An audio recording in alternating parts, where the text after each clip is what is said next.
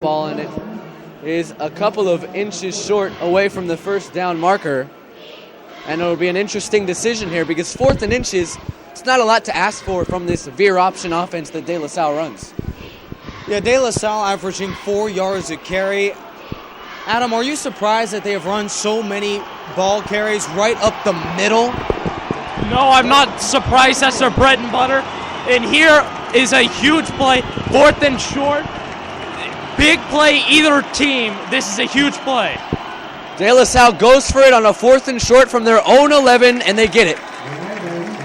Gutsy call from Justin Allenbaugh, the first-year head coach of the Spartans, pays off as they put in the big tight end, the 6'4", 217-pound tight end by the name of Simba Short, and he picked up the first down for the Spartans.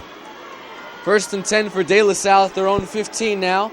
Back in the veer option offense they go, and it's Velasco taken down right at the line of scrimmage for no gain. He had the ball. 17-7, the Braves lead under 6 minutes now left to go in the third quarter. De La Salle, I mean, first of all, you got to score 10 points to try to come back and tie this game, but the slow pace of their offense, it really doesn't favor them coming down the stretch here. Yeah, they're obviously a running team. They're such a running team. St. John Bosco knows it. They leave a receiver wide open. They don't throw it to him. Play action. Williams rolls out. Williams throws, and the pass is batted down by guess who? Chandler Lanou.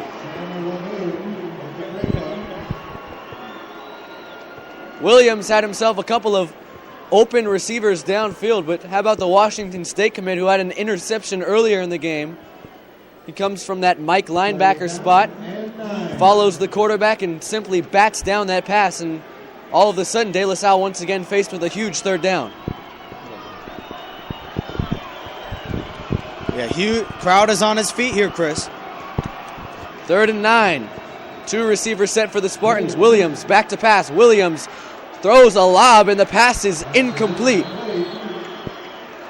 He lobbed it downfield for his tight end, Devin Asiasi, and Asiasi was nowhere near that football. The Braves actually had a good chance at intercepting that, but instead it falls to the turf incomplete, and De La Salle is going to be forced to punt inside their own 10-yard line here. Yeah, just a big stop by the Braves here.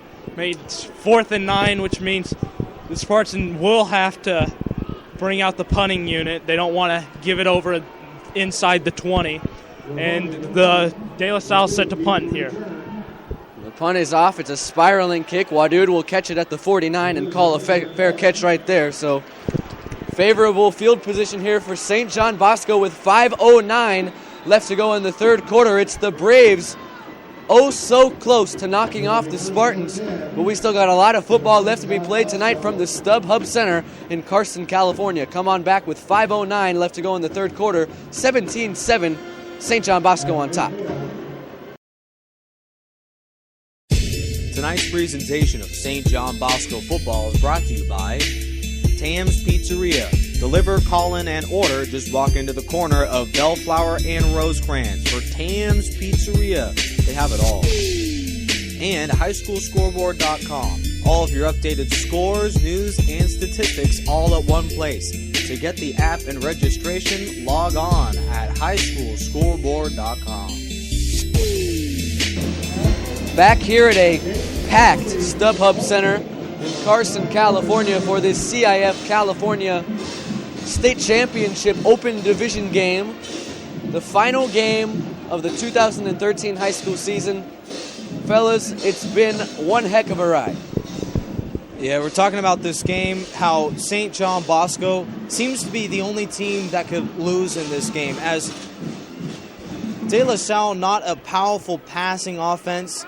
That's definitely being very generous to that side of the football. They are a running team, first, second, third, whenever they feel like, whenever they have a question, they're going to run the football.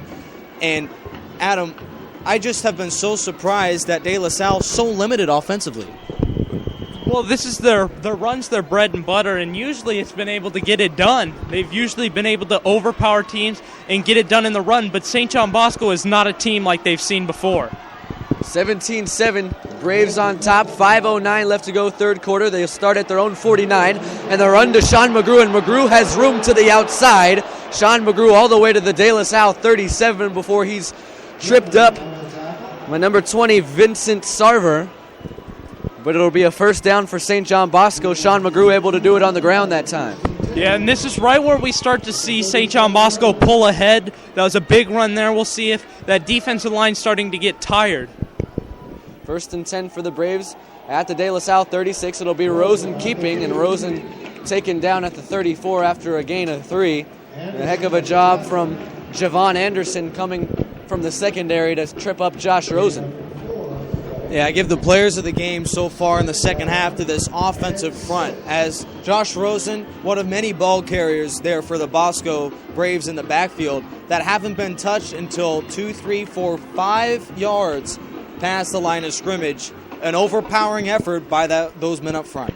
Second and a long 6 here for St. John Bosco. They have it at the De La Salle 34. It's a 2-back set for Jason Negro's squad.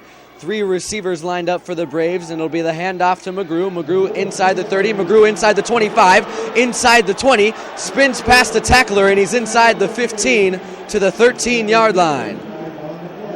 So Sean McGrew continues to get it going on the ground, but once again we have laundry on the field, and once again a holding call on that big offensive line for the Braves. It seems to me like these referees are trying to make it as fair as possible. De La Salle getting beat up front. The only kryptonite has been these referees calling, what is that, near 15 penalties against the Braves. And ironically enough, with all these tags, you would expect the De La Salle Spartans to be up by 10, right?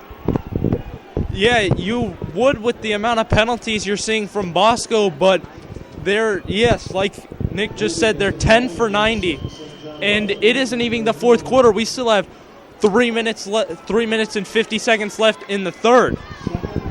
It's been extremely troubling seeing this St. John Bosco offense struggle with penalties all night long, as we have a whistle blow here on a 2nd and 18, and De La Salle will burn their first time out here of the second half. But boy, the penalties just continue to add up for St. John Bosco. I mean, up 17-7 as it is, it could and should be a lot more than that.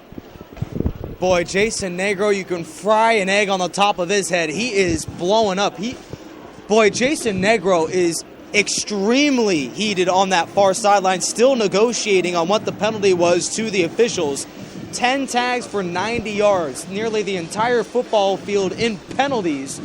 One more time, Jason Negro. I've never seen his face that red before. He is just becoming so infuriated on that sideline. Up by 10 shows the fine grit and ambition by that young man, Jason Negro. One of the best in the business, certainly negotiating to the referees in that fashion. And seeing as how we were talking all these penalties, we saw last drive that St. John Bosco had 7 penalties, which pushed them out of field goal and scoring range. But De La Salle could not get anything done. They got a 4th down conversion, looked to have some momentum, but couldn't get any points on that drive. So after the timeout, it's a 2nd and 18 for the Braves. The pass over the middle is complete to Shea Fields, and Fields able to get himself to the 39-yard line for a gain of 6. And upcoming is a 3rd and long for this Bosco offense. 3rd down, been pretty kind for the Braves so far here tonight. They're 5 for 7 on 3rd down conversions. And here on a 3rd and long, let's see if Josh Rosen once again will test the secondary deep.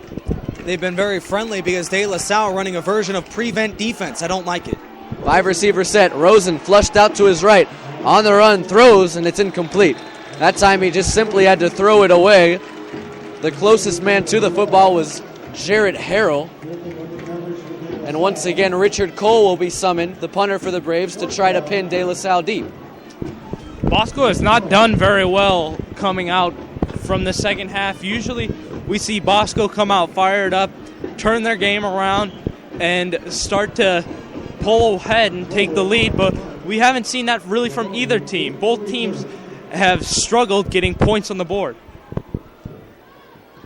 So it'll be Richard Cole back to punt for the Braves, and the receiver back there to get it and catching it at the 5-yard line. I don't know about that decision to make a fair catch at the 5-yard line. It was number 37, Matt Rabone, back to return the punt, and that just shows you that Antoine Custer, who has 3 punt returns for touchdowns for the Spartans this season, is simply not healthy enough to go out on the football field right now, and it's really unfortunate because he is a big weapon. He is a huge asset for this De La Salle offense.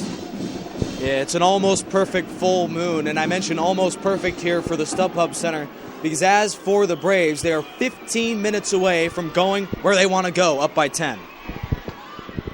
De La Salle starts here on their own 5-yard line, and the quick run will go to John Velasco. Boy, you just got to commend Justin Allenbaugh, just continuing on the tradition that Bob Laducier, who was the coach here for the last 33 years for the Spartans, I mean, he just continued the tradition. After that play, there was a little bit of chippiness between St. John Bosco's defensive line and the offensive line of the Spartans. The offensive linemen of De La Salle just simply got right back up off the turf and went back to their respective positions. I mean, you just got to commend Justin Allenbaugh and just this entire football program, not only winning so much. I mean, they're on that 40-game winning streak. The last time they lost was September 23rd, 2011 to St. Thomas Aquinas of Fort Lauderdale, Florida. I mean, you just win or lose here tonight, you got to be proud of the job that De La Salle's done once again. Every time the Braves force a punch, they are right back to have a punch right back. I mentioned a UFC term because as for this game, it's been a 15-round fight with a lot of plays made on the defensive fronts. 3rd and 2 here for the Spartans. Williams keeps, and Williams with a head of steam gets forward for a first down for De La Salle to the Spartan 16-yard line. It's about the first time in a while we've seen the Spartans move the chains. Let's see if that can give them a little bit of momentum on the offensive side. De La Salle checking into a 3-wide receiver package. Chris Williams down by 10 nearing the end of the third. You must imagine you can't expect your defense to force 5 penalties every time. Chris Williams sooner or later must have to pass the rock. 17-7, Braves lead, and there he passes it, and the pass is nearly intercepted by Jaleel Wadood. Wadood licking his chops as he nearly had that, and that very well could have been a pick 6 as well to add on, but instead it just falls to the ground, incomplete. It'll be a 2nd and 10 for De La Salle. 1:29 left to go here in the third quarter. The Braves on top, 17-7. What do you call that play if you're on that side of the ball because of what? You can't really catch. Jaleel Wadood, the leading receiver on this team, showing the hands of a defensive back. How about that? 2nd and 10 here for the Spartans, and the ball is on the ground. Once again, though, De La Salle fortunate enough to fall on the football.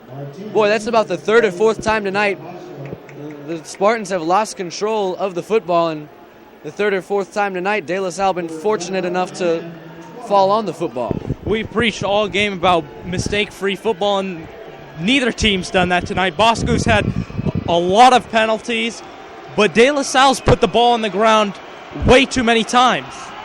3rd and long here for the Spartans. Williams back to pass, faces pressure, and is taken down by Ivan Martinez in the backfield. The first sack of the night for the big defensive lineman of the Braves. And De La Salle will be forced to punt once again from their own end zone. Yeah, their center only weighs 230 pounds. Combat that with Ivan Martinez pushing 300. The defensive tackle forcing a punt. The defense really has to make a stand, Chris. Wadood once again calls for a fair catch, then drops the football, but able to come up with it at the 48-yard line. Boy, that would have been a huge swing in momentum in the favor of the Spartans if De La Salle was able to recover that, but nonetheless, it'll be St. John Bosco taking over once again at midfield. We got 12 minutes and 16 seconds left to go in regulation in this game. Your coach, Justin Allenbaugh, you're down by 10. You're getting the stops on the defensive side of the ball, but how are you going to get it going offensively without a passing game? Well, you got to switch up that passing game and force Chris Williams to make decisions. While he doesn't have the statistics, he has made some huge plays all season long.